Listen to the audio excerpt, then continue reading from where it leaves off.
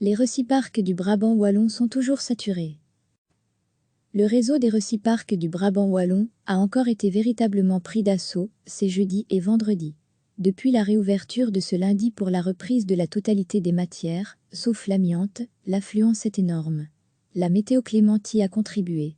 Conséquence, des files d'attente interminables, ce qui engendre souvent des problèmes de circulation et un danger en termes de sécurité routière.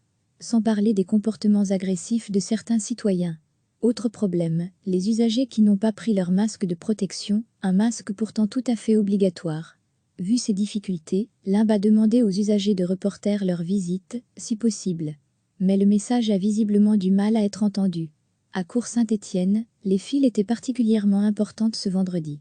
Pour éviter le blocage des accès au marché, le reciparc sera donc fermé mardi matin. Il n'ouvrira que mardi à 13 h. À la demande de la commune, nous avons pris cette décision afin de ne pas surencombrer le site, explique le directeur de Limbe, Baudouin Le Hardy de Beaulieu. Le réseau des reciparcs du Brabant wallon a encore été véritablement pris d'assaut ces jeudi et vendredi.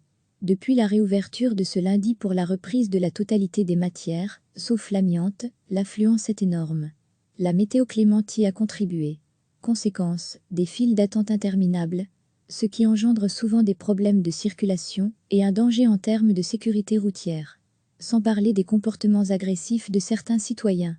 Autre problème, les usagers qui n'ont pas pris leur masque de protection, un masque pourtant tout à fait obligatoire. Vu ces difficultés, Limbe a demandé aux usagers de reporter leur visite, si possible. Mais le message a visiblement du mal à être entendu. À Cours-Saint-Étienne, les files étaient particulièrement importantes ce vendredi. Pour éviter le blocage des accès au marché, le reciparc sera donc fermé mardi matin. Il n'ouvrira que mardi à 13 h. À la demande de la commune, nous avons pris cette décision afin de ne pas surencombrer le site, explique le directeur de Limbe, Baudouin Le Hardy de Beaulieu. Cliquez sur s'abonner pour recevoir les dernières nouvelles.